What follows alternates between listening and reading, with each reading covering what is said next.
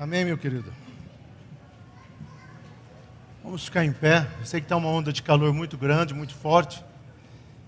E até nós seremos bem objetivos, porque entendemos e usamos bom senso. Para quem assistiu ao aulão hoje de manhã, a igreja precisa aprender a usar o bom senso. Tem que ser prático, né? Não é porque está quente tem que ficar. Eu já dou glória a Deus por não estar usando terno e gravata. Com o pastor Batista, durante 15 anos, terno e gravata nesse calor estaria aqui, né, Fidel? Os advogados sofrem também.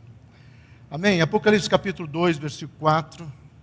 Faltou entender o projeto. Quem assistiu à escola bíblica dominical ou ao aulão vai realmente entender um pouco melhor essa mensagem, mas nós vamos declarar que, a mesma que você não tenha assistido, você vai entender, porque é a continuação do que nós falamos de manhã. O versículo 4 do capítulo 2 de Apocalipse, eu estou na atualizada Almeida, diz assim: todavia, eu tenho algo contra ti, porque deixaste o teu primeiro amor. Vamos orar? Pai querido, eu quero colocar esse momento diante do teu altar. Queremos declarar que sabemos e cremos que a tua palavra é perfeita, ela é santa, ela é eficaz, mas queremos que ela seja agora nas nossas vidas, Senhor. Por isso, prepara cada coração em nome do Senhor Jesus Cristo. Pode sentar, meu querido. O Guilherme falou muito hoje sobre tempo, e uma das coisas que nós falamos hoje no domingo de manhã é sobre projetos. Quais são os nossos projetos? Nós estamos estudando, para quem não sabe, na escola bíblica, ou no aulão, que nós chamamos aqui, a vida dos juízes. E hoje de manhã nós estudamos um juiz, que aparece um único versículo, pequeno, que é o Tola. Ele chama Tola. Eu até brinquei que nós não podemos ser tolos, né, porque Tola não foi tolo. Né? Por que Tola não foi tolo? Porque ele entendeu o projeto. E eu coloco ali também como psicólogo as 5 características, as 5 formatação de como que eu como pessoa, como indivíduo, posso entender e processar, né, no meu cotidiano a busca de um projeto.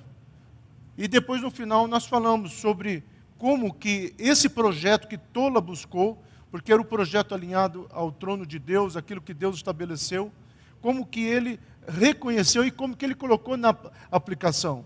Porque uma das coisas que nós estamos vendo é isto. E agora, esse texto de Apocalipse, para quem não sabe, nós estamos pregando no livro de Apocalipse, na carta, né, de Apocalipse.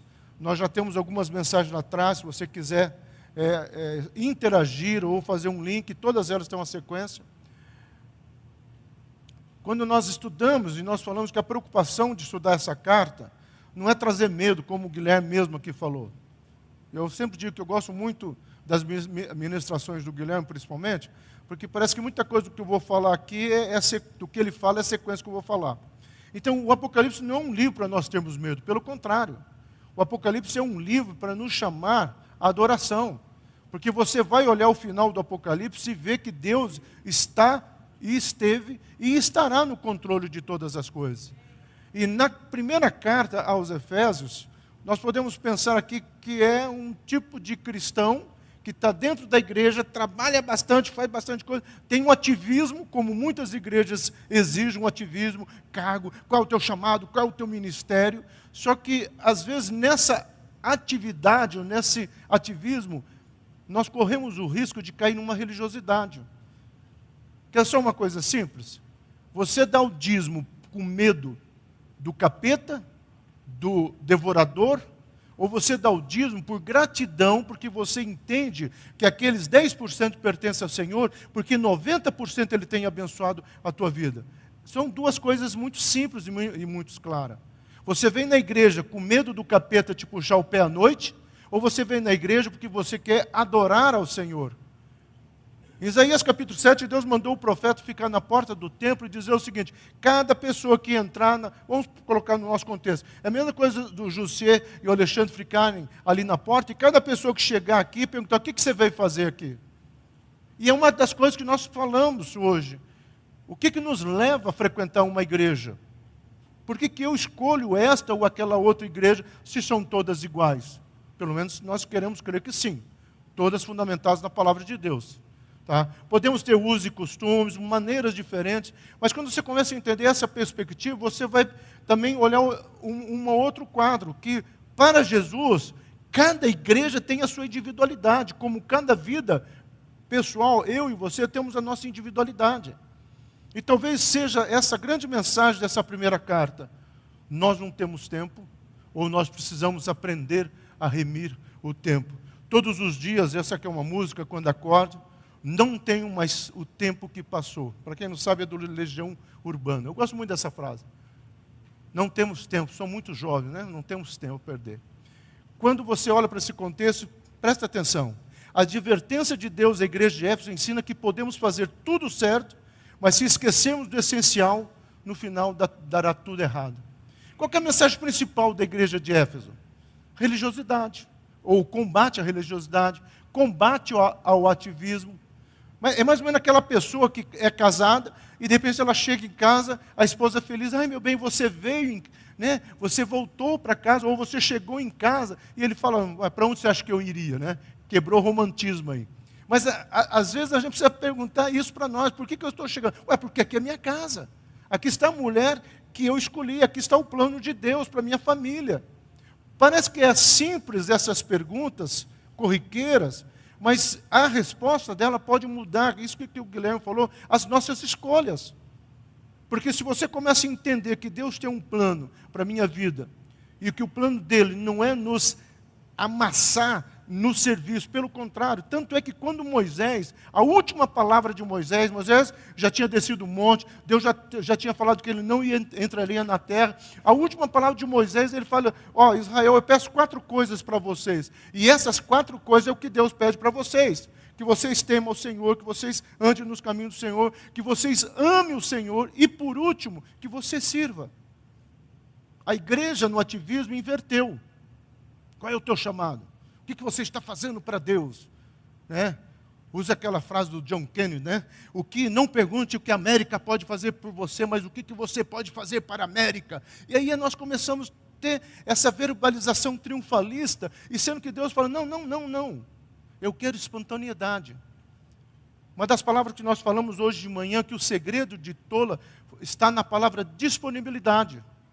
Ele entendeu o projeto de Deus, ele falou, não, peraí, o que está acontecendo com Israel não é o que Deus tem e o que Deus quer. Então eu quero fazer parte dessa mudança. Nós precisamos entender isso. Senão nós vamos cair numa frequência de igreja, num assistencialismo à igreja, num culto religioso, mas às vezes o que Deus quer é uma espontaneidade.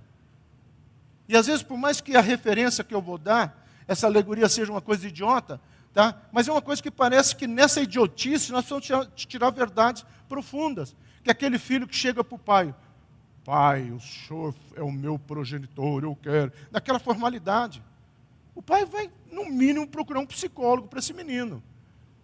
O que o pai espera? Espontaneidade. Chegar correndo o filho, principalmente dependendo da idade, uns são mais introvertidos, outros não. Como psicólogo, é característica das pessoas. Mas o que o pai espera é espontaneidade. E às vezes nós esquecemos dessa espontaneidade com Deus. Então a igreja de Éfeso fazia tudo, tinha aquela atividade, mas já pensou? Se você for olhar, você pode ler os primeiros versículos, você vai ver que era igreja bacana, perfeita. Mas Deus fala assim, legal, mas vocês esqueceram de uma coisa. Vocês esqueceram do primeiro amor. E aí é uma coisa muito séria quando você vai esquecer do primeiro amor. Como que era a cidade de Éfeso? Primeiro tinha um comércio, era uma cidade rica. Aparentemente, nesse tempo, ele tinha umas 240, 270 mil pessoas habitando em Éfeso. Então, era uma grande cidade, sim, era uma cidade portuária. Com isso, significava riqueza andando, comércio funcionando. Segundo, era uma política. A política de Éfeso, apesar de não ser a capital, era a cidade onde tinha o templo de Diana. E era isso que Paulo foi combater. Por isso que quando Paulo fala para as mulheres não cortar o cabelo, algumas igrejas criaram dogma disso, sendo que Paulo estava dizendo o seguinte, olha, as sacerdotisas de Diana fazem isso, cortam o cabelo, ficam falando nas reuniões sem parar, tagarelando. Então, para fazer uma diferença, não corte o cabelo, e mulheres, procurem ficar quietinhas. Aí pronto, vem o feminismo. Não é nada disso. O evangelho, conforme ele foi crescendo, ele teve que enfrentar as cosmovisões. E para você poder enfrentar uma cosmovisão, você tem que ter uma ideologia ou uma cosmovisão muito forte. É isso que Paulo falou. Por isso que Paulo fala, a minha preocupação é que haja uma metanoia, uma mudança de pensamento na vida de vocês. Outra questão era cultura e lazer. Os jogos, né, atléticos eram famosos ali. Tudo acontecia em Éfeso. Então era uma cidade que tinha o maior dos movimentos. E por último, a religião. Tá? E essa religião aqui era, que eu falei, a questão ligada à grande Diana dos Efésios e tudo mais. É nesse contexto, né, que Paulo vai pregar o Evangelho, é nesse contexto que João está lá na ilha, escreve uma carta, e é nesse contexto que Jesus traz uma lição para a minha vida e para a sua vida nesse dia. Então Jesus diz que conhece, ele usa a palavra no grego oida, conhecer, perceber. O Senhor Jesus notou, percebeu, reconheceu as obras dos fiéis. Existem duas palavras no grego para conhecimento, a palavra gnose e a palavra oida. A palavra gnose é discernimento, pafit, né, cair a ficha, como diz na gíria. Mas a palavra oida significa você conseguir olhar, sentir, perceber o movimento da pessoa. Todas as vezes que Deus fala sobre eu e você, Ele nunca fala gnose tu te, ou seja, eu te conheço. Ele fala oi se tu te, eu sei, eu percebo. Oh, Deus te abençoe, meu querido. Eu percebo os teus movimentos. Eu conheço entender cada momento teu. Hoje de manhã eu falei que uma das grandes questões da teologia, principalmente do século XVI, século XVII, foi entender que Deus está no controle da história. Porque a filosofia humanista, e principalmente o iluminismo, começa a entrar nesse período e dizendo que Deus, se existe, Ele foi embora. Que Deus deu a corda no relógio e nos esqueceu. E quando vem para a Bíblia, um Deus que intervém, como diz Francis Schaeffer, um Deus que atua, um Deus que interage, um Deus que sabe até o fio de cabelo que cai da nossa cabeça. Um Deus que fala, desde o ventre da tua mãe eu te conheço. Um Deus que fala, eu sei do teu amanhã, e eu já estou indo na tua frente, abrindo as portas fechadas. Eu te conheço, eu te gerei, eu coloquei as minhas palavras na tua boca. Esse, amado, se fosse uma igreja pentecostal que ia ter um... Cadê os ex-assembleanos? Pode falar, amém, aleluia. Tá? Quando você começa a perceber isso, meu amado, nosso coração tinha que se encher de alegria.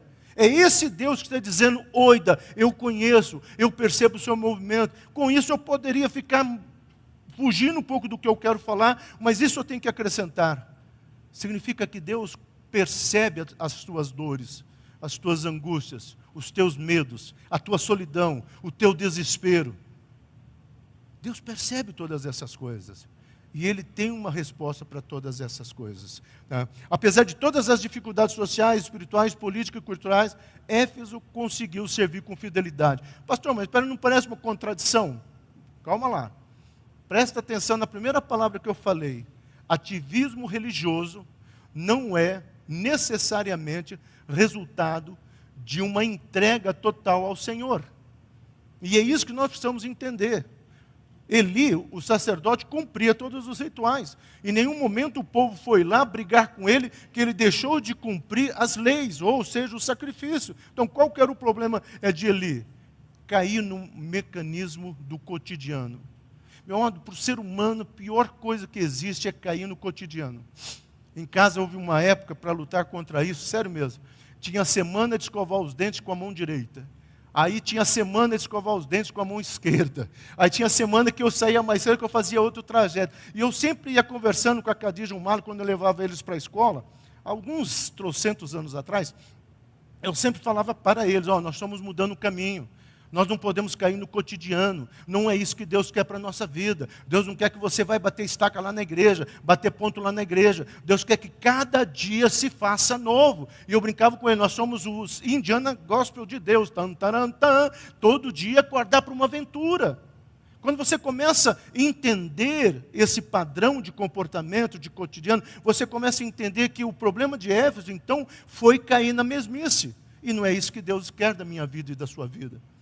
Você pode vir fazer o mesmo trajeto, você pode sentar no mesmo banco, às vezes, isso é muito comum, né, as pessoas sentarem sempre no mesmo banco na igreja, né? Então você olha, você já sabe, quando você falta, cadê aquele banco que está vazio? Fica fácil para o pastor. Tá? Não tem problema nenhum, meu irmão, não quer dizer, cara, para não cair no cotidiano, vou fazer uma revolução. Não, deixa o brother Simeão fazer a revolução dele, tá? A nossa revolução é outra, a nossa revolução, sabe qual que é? que mesmo que eu esteja no mesmo lugar, sentado da mesma maneira, o meu coração se renova a cada dia. Meu amado, eu já disse que trocentas vezes e vou repetir mais a trocentas e uma vez. A coisa mais fascinante para mim é saber que toda manhã as misericórdias de Deus se renovam na minha vida. Amanhã, 5h28, eu acompanho o nascer do sol. 5h28 o sol vai nascer em Uberlândia. Ele vai vir quente, né, e tremendo. Literalmente que nem a Jovem Guarda pode vir quente e tremendo, né? A Jovem Guarda, né, Alexandre? E o sol vai nascer às 5h28. Sabe o que significa? Aquilo que eu sempre falo. As misericórdias do Senhor serão renovadas sobre a minha vida. Porém, eles estavam servindo por motivos errados. Antes de avançar, meu amado, não quero que você entenda que essa mensagem é um peso. Pelo contrário. Essa mensagem é para que eu e você possamos fazer um checklist no meu coração, no nosso coração. E dizer, Senhor, eu não quero fazer as coisas automaticamente. Eu não quero cantar por cantar. Porque senão o músico corre o risco de ser o lugar que ele menos adora a Deus, no altar. Você já pensou nesse perigo? Se ele canta, porque cantar. Ele já se adequa. É o pregador, né? Eu sou pastor praticamente há 40 anos. É o pregador que prega, e eles já estão acostumados que ele vai pregando. Não é isso que Deus espera, nem de mim, nem de você. Quando eu comecei a dar aula de teologia, em 1988, teve um congresso de teólogos lá, em Dourados, de pastores, e eu me lembro que a primeira mensagem que eu preguei para os pastores foi um livro apócrifo, São Silas, capítulo 5, versículo 4. Bem-aventurados pastores, já falei aqui algumas vezes, né? Bem-aventurados pastores gagos, porque eles não dependerão, tá, do seu esboço, mas eles vão ter que depender do Espírito Santo, porque o Espírito Santo não é gago. Então, meu amado, nós precisamos olhar e compreender isso. A igreja de Éfeso tinha perdido o amor de Deus e pelo próximo. Tanto é, se você pegar as cartas de Paulo, juntar com o que está acontecendo aqui, Paulo já estava vendo esse perigo e Paulo já estava alertando a igreja de Éfeso. E aliás, Paulo sabia da questão espiritual da igreja de Éfeso, por isso que Paulo fala, olha gente, vocês não podem ficar olhando para o trono de Diana, ou falar que Uberlândia é uma cidade difícil, porque aqui tem isso, tem um congado ali, tem outra igreja ali, tem um espiritismo ali, tem outra igreja aqui, tem... Para com isso. Eu e você precisamos olhar e entender que nós estamos sentados acima de principados, potestades e dominadores. A palavra dominador no grego é cosmokratos, significa comedores de mente.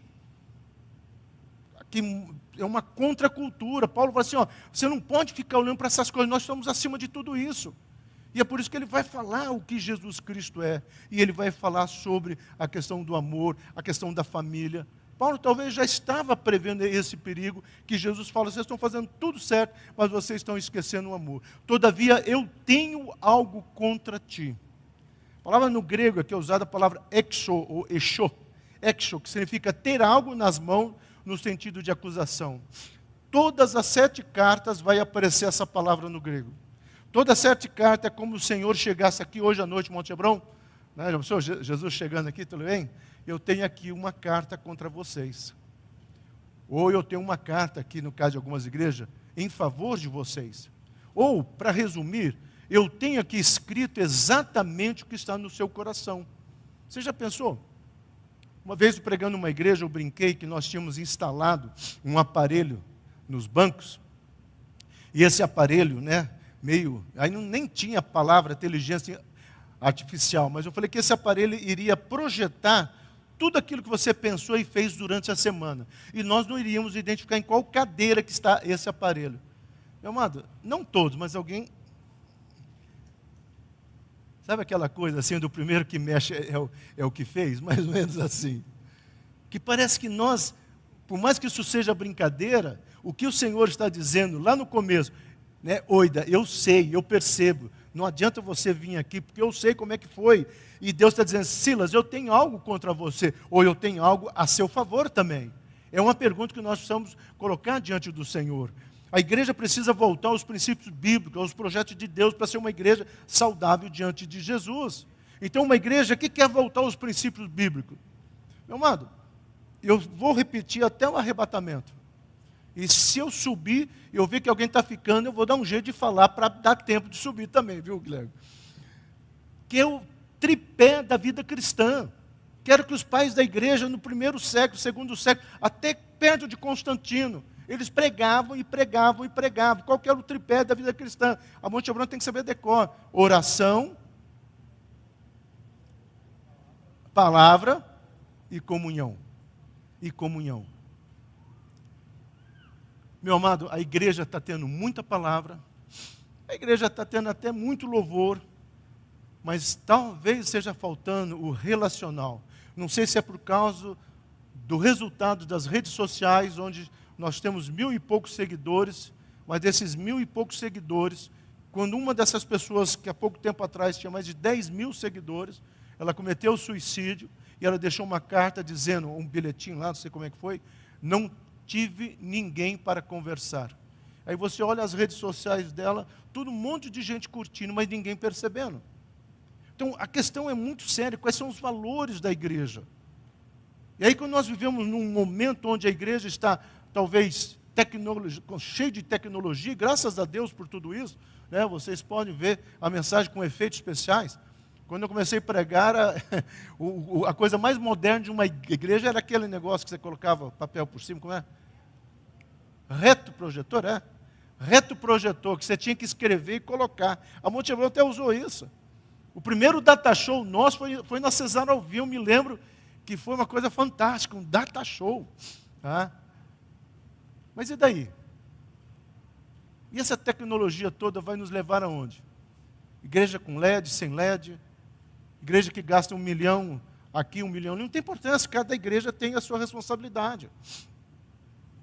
Aonde nós vamos chegar se nós cairmos num triunfalismo estético e nós esquecemos que Deus espera simplesmente a simplicidade do nosso coração? Quem gostou do louvor hoje? Quem sentiu a presença de Deus no louvor?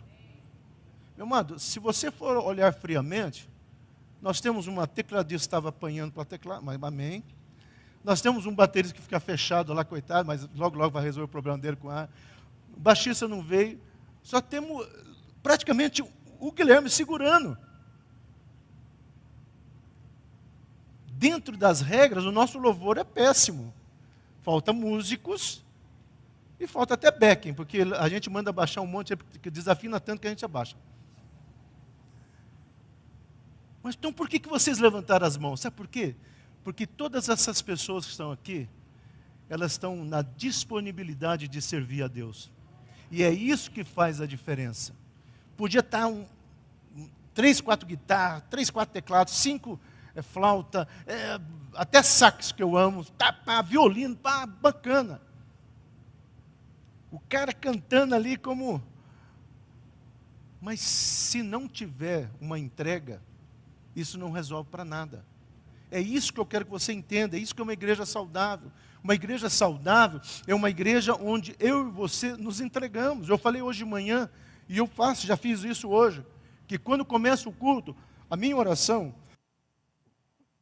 é: Senhor, que esse culto, a minha vida e a vida de cada pessoa, seja um cheiro suave e agradável a Ti. Porque é o que faz a diferença. Então eu não sei como vai ser o louvor, mas como vocês levantaram as mãos, eu também senti a presença de Deus. Porque eu sei que Deus se movimenta no coração e não na estética.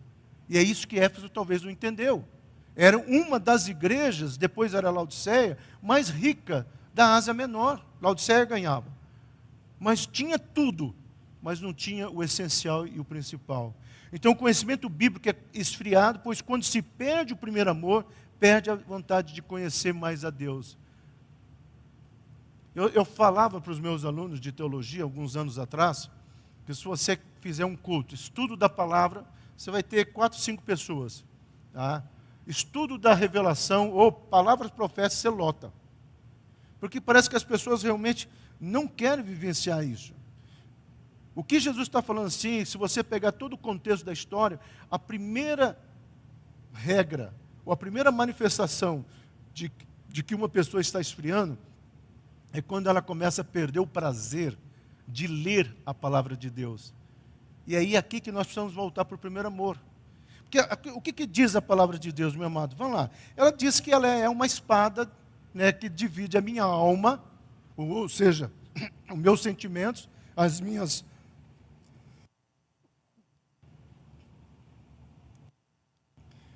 emoções, e nós precisamos saber lidar com as emoções e com a razão. A palavra de Deus fala que quanto mais eu leio a palavra, mais eu me santifico, e mais eu me santifico, mais eu cresço na verdade. É a palavra de Deus, eu estou resumindo alguns versículos. Então, meu amado, significa o seguinte: eu não estou entendendo nada da palavra, leia, leia. Eu nunca esqueço, já contei aqui, essa semana falei com uma pessoa de Curitiba, lá da Igreja do Far, nós lembramos dessa história, quando aquele cara no cemitério, aquele gótico, nós distribuímos a Bíblia lá, e depois alguém fala que esse cara estava rasgando a Bíblia para fazer baseado, fumar.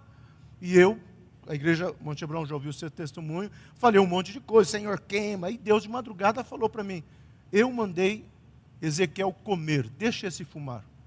E um dia ele me procurou com a página de Efésios 4 nas mãos. Quando eu estive lá com o Luciano Subirá, ele veio me abraçar, não com a página, ele falou, eu ainda tenho aquela página de Efésios 4. O cara não conseguiu fumar Efésios 4. Um só corpo, um só espírito, e hoje é um pastor. Então, quando você começa a entender, meu amado, o poder da palavra de Deus, o poder da palavra de Deus. O ex-padre Aníbal Pereira Reis, o padre que era da comunidade de Aparecida, aqui, perto de São José dos Campos. Como é que foi a conversão dele? Alguém colocou um folheto cheio de versículos da palavra de Deus, só isso. Só isso. Mas todo mundo tem a palavra, mas poucos leem a palavra. Porque às vezes nós selecionamos o que nós queremos ler. Nós queremos ler caixinha de promessa. Nós queremos ler salmos de vitória. Salmo 91, Salmo 93, Salmo 121. Nós queremos ler isso. Mas não queremos ter uma disciplina de dizer, Senhor, já que o pastor Sila está pregando em Apocalipse, eu vou ler Apocalipse. Já que há pouco tempo atrás pregaram Efésios, eu vou ler a carta de Paulo aos Efésios, vou ler Colossenses. Nós precisamos dessa disciplina para podermos avançar. Os cristãos dizem que Deus é todo poderoso, mas são rebeldes e não obedecem a sua palavra. Assim Deus se torna um gênio da lâmpada mágica. Uma vez eu comparei a nossa caminhada cristã com a nossa relação com o Waze ou qualquer outro aplicativo de mapa. Já viu já? Sábado eu tive que buscar umas obras aí, livros, né? Vamos falar. Num lugar, eu não sabia onde que era, eu tive que usar. Aí de repente estava eu lá. Só que quando eu fui chegando perto, eu percebi, não, dá para eu virar aqui. Eu virei, recalculando. Umas 3 vezes ela recalculou. E eu lembrei do que eu sempre falo, às vezes nós fazemos isso com Deus.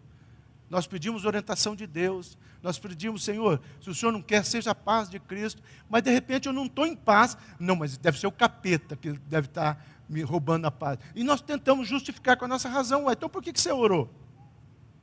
O nosso problema maior é tornarmos essa Bíblia numa lâmpada e queremos esfregarmos só para sair os versículos de promessa, de conquista. Meu amado, a igreja brasileira precisa entender aquilo que ele fala no final dessa carta. Se vocês não se arrependerem, eu e você não mudarmos a nossa mente, a nossa maneira de pensar, a palavra arrependimento ali é metanoia, que significa você parar e dizer, eu preciso mudar minha mentalidade. Não dá mais para continuar com essa mentalidade medíocre. Usando uma frase do Charles Swindoll, eu quero viver acima dessa mediocridade. Eu quero viver acima dessa cosmovisão relativista. Eu quero entrar na igreja, não importa que música vai ser cantada, mas quando alguém aqui está conduzindo o louvor, eu quero me expressar ao Senhor. Eu quero abrir o meu coração. Eu quero deixar, talvez, se você não for médico e você não tiver problema, desliga o teu smartphone, rapaz. A não ser que for para fazer um selfie aqui do pastor, só avisa, né, para eu pegar de lado. Esse lado aqui é melhor. Tá? Mas tirando isso, desligue. Nós estamos vivendo um momento, meu amado, que o telefone, o primeiro companheiro, antes de escovar os dentes e lavar o rosto, é o telefone. Nós precisamos mudar os nossos valores. É isso que Jesus está falando para a igreja de Éfeso. Vocês precisam mudar, tem que haver uma mudança, porque deixaste o teu primeiro amor. Olha a palavra no grego, é a palavra afineime, que significa deixar de analisar, jogar para fora Eu quero pegar essa última expressão que o Lextan coloca. Não ter bom senso. Sabe qual é o problema do ser humano hoje? De um modo geral? Falta bom senso. Rapaz, falta parar para analisar as coisas. Nós estamos fazendo no automático. Nós estamos vivendo uma sociedade dorama. Uma sociedade hoje que quem tem olhinho assim é lindo e maravilhoso, porque a influência está aí, todo mundo está sendo contaminado. Nós estamos vivendo uma sociedade que está sendo ditada regras, que nós não paramos para pensar no relativismo. Então, sim, se está acontecendo, e é possivelmente, e eu falei já que eu estou só esperando a posição do Irã e do Iraque, conforme a Síria vai se movimentando, para fazer um outro estudo geopolítico, quem está nos visitando, está lá no YouTube, geopolítico, estudo bíblico, e o último que eu fiz foi sobre Hamas e Israel, explicando todo esse contexto. E eu quero fazer um porque eu estou vendo o tabuleiro geopolítico escatológico se mexendo. Mas com isso eu tenho que dizer, peraí, se a coisa está se mexendo lá, eu tenho que olhar o que Deus fala para esses dias para a igreja. E o que Deus fala? Uma palavra muito triste, sério mesmo. Porque a primeira coisa que ele fala não é que a igreja vai ser vencedora. A primeira coisa que ele fala, sabe o que é? Será que quando eu voltar, eu vou encontrar fé na terra? E a palavra que no grego, pistenemai, não é fé daquele reteté do pentecostal. Eu tenho fé. Não, não é essa fé. A fé que no grego pistenemai significa, será que eu vou encontrar pessoas que estão pensando, que estão crendo, que estão vivendo o que eu falei, os meus ensinamentos? Meu amado, se você quer ser amigo de Deus, o próprio Jesus fala, pratica as minhas palavras. Depois ele fala da vitória da igreja, depois ele fala como Deus vai proteger e preservar os santos nos últimos dias. Tá? Depois ele vai falar como é que Deus vai trazendo. Mas antes disso ele fala assim, tome cuidado, porque nos últimos dias, mesmo que venha um anjo. Você já parou para pensar que duas igrejas fortes, ou duas religiões fortes no mundo, começaram através de um anjo? O islamismo e os mormons. Porque o John Smith fala que ele recebeu a palavra de um anjo. Maomé fala que ele recebeu uma palavra de um anjo. E é interessante que Paulo fala, mesmo que venha, porque Paulo fala isso aí antes desses dois. Mesmo que venha um anjo pregar algo que não é aquilo que está fundamentado na palavra de Deus, fuja. Meu irmão, o que tem de anjos hoje? Pregando e usando, porque o nosso cristianismo é tão cafona, fraco e anêmico na questão de pensamento, para não dizer idiota, porque Paulo vai falar isso em Gálatas. Gálatas capítulo 3, versículo 1. Vocês são os idiotas. A palavra no grego é pesada. A sua King James de 1611 traduziu corretamente. Vocês são os idiotas. Quem que vos fascinou com essas palavrinhas? Porque hoje o cara não tem vida no altar, mas ele lá dá um curso bacana, triunfalista, humanista, e ele fala, Deus, pá, a igreja vai ao delírio. Pastor, ele é crente porque ele usou a palavra de Deus. As músicas do Iron Maiden, quase todas usam o nome de Deus. As músicas do Black Sabbath, quase todas usam o nome de Deus. Então, se for isso, vão tocar Iron Maiden, Black Sabbath na igreja, porque usa o nome de Deus. Falta bom senso para que a gente consiga analisar e entender as coisas. Os nicolaítas, bom, como nós pegamos um versículo só, os nicolaítas é um grupo que está dentro da igreja, que Jesus fala o seguinte, ó, pelo menos vocês estão resistindo a esse grupo, tá? Nós não vamos falar sobre eles, se você quiser saber, tem lá no YouTube um estudo chamado Apocalipse, e ali eu falo igreja por igreja, e ali eu gasto um tempinho enorme explicando a origem dos nicolaítas. Pregava uma nova versão do cristianismo. Sabe o que eles falavam? Quem são os nicolaítas? Baseado em quê? Eles baseavam numa filosofia grega helenista, tá? Bem esotérica, que falava, não, Deus é amor. Nós também cremos em Deus, mas Deus é amor.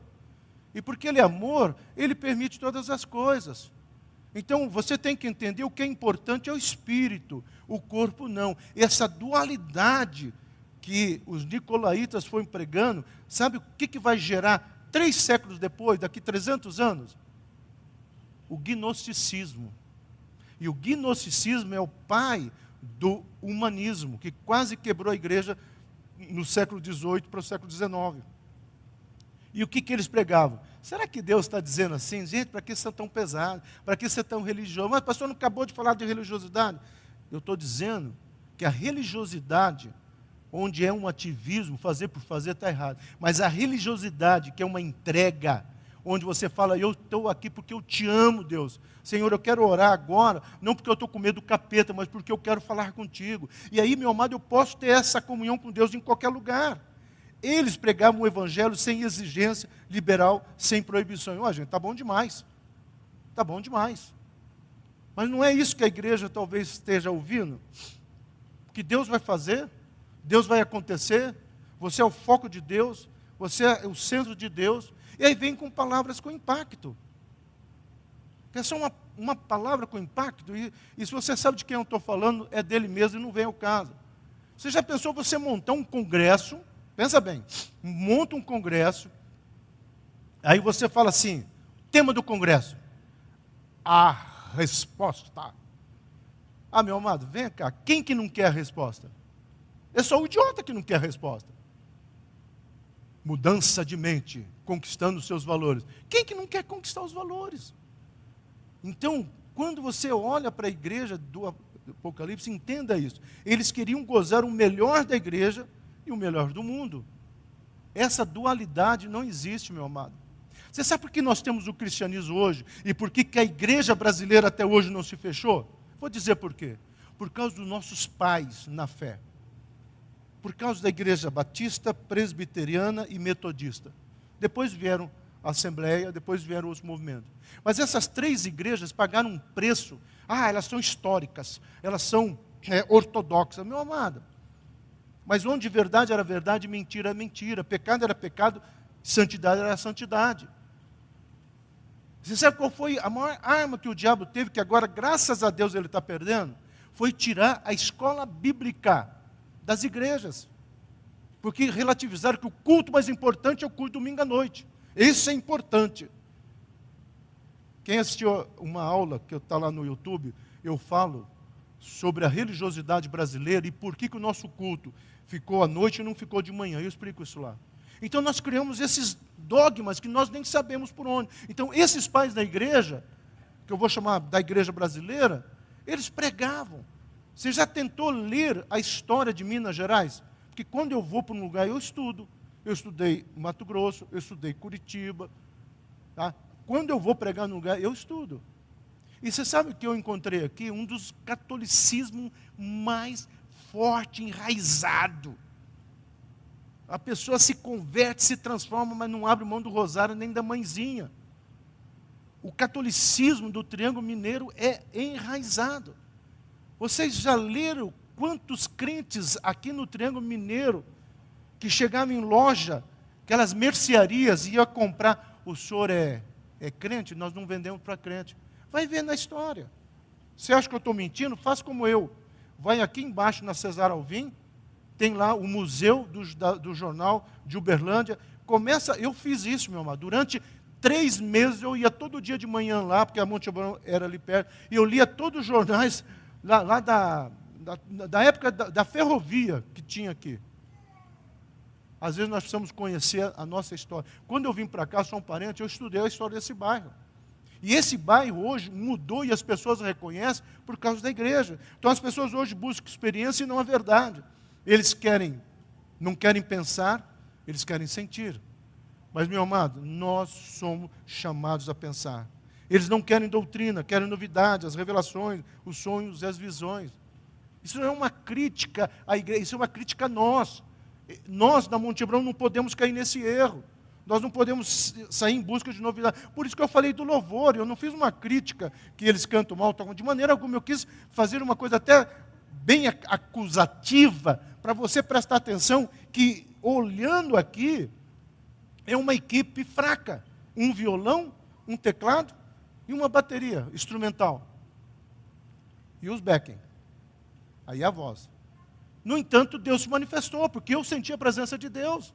E eu olhava e vi um monte de pessoas de olho fechado. Não estava dizendo misericórdia que são ruins, misericórdia. Não estava, não. Estava dizendo, Senhor, flua. Vocês estão entendendo? Então é isso que Deus está procurando, meu amado. Elas, essas pessoas não querem estudar a palavra, querem estudar os segredos do sucesso. Por isso que a igreja foi... E eu não tenho... Olha, amado, o coaching é errado, a psicologia é errada, a filosofia é errada, a sociologia é errada. Todas essas coisas, quando entra no lugar da palavra de Deus, é um erro. Então nós queremos o sucesso, mas nós não queremos vivenciar os princípios da palavra de Deus. Os crentes de hoje não são como os bereanos. Pastor, quem que é isso? Coloca no Google, palavra bereanos, se você já sabe. Era um grupo lá da igreja primitiva, que eles ouviam uma palavra, vinha um pregador, pregava, e eles falavam assim, deixa eu ver se esse cara está falando, está aqui ó, na palavra de Deus. Quantos pregadores você acha que passariam no crivo dos bereanos hoje? Essa é uma questão. Então a igreja está perdendo a capacidade de refletir. Nós precisamos voltar a pensar. Lembra-te. Olha onde que ele coloca. Lembra-te. A palavra lembrar aqui, a palavra moneu, significa de memória. Traga a memória.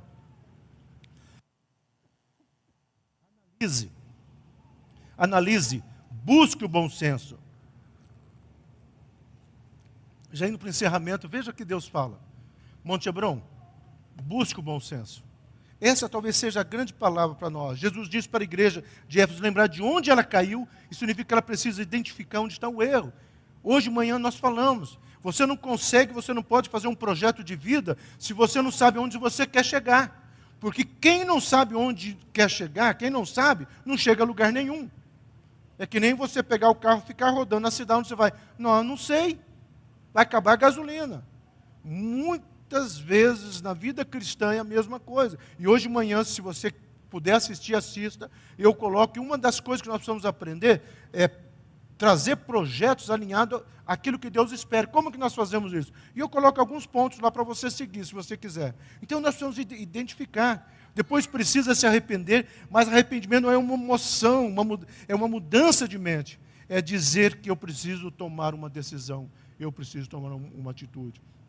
Meu amado, nós precisamos tomar atitude. Deus quem nos recompensa no final. E mais uma obra da graça que Deus faz no nosso favor. Sabe como é que ele termina essa passagem?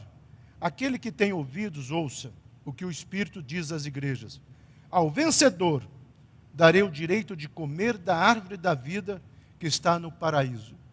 Os rabinos dizem que essa árvore que vai dar vida eterna. Eu não sei o que realmente ela vai fazer. Mas se é Deus que está dando, eu quero comer. Só o fato de estar no paraíso para mim já está bom. Quanto mais poder comer. E eu quero terminar com essa frase aqui. Temos o nosso próprio tempo. Vamos remir o nosso tempo. Pois ainda somos tão jovens. Como igreja, como pessoa, precisamos buscar aquilo que Deus estabeleceu para a minha vida e para a sua vida. Amém? Quero te convidar a baixar sua cabeça.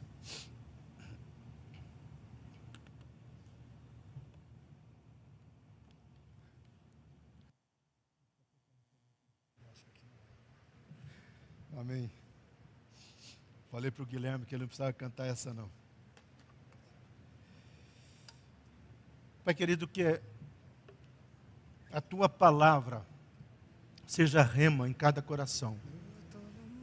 Que aquilo que foi ministrado, mesmo nesse ambiente quente, até difícil um pouco, mas aquilo que foi rema, que impactou, que foi uma mensagem tua para o coração de cada filho teu, possa gerar vida e nos fazer refletir sobre esse período e esse momento que nós estamos vivendo, em nome do Senhor Jesus Cristo. Amém?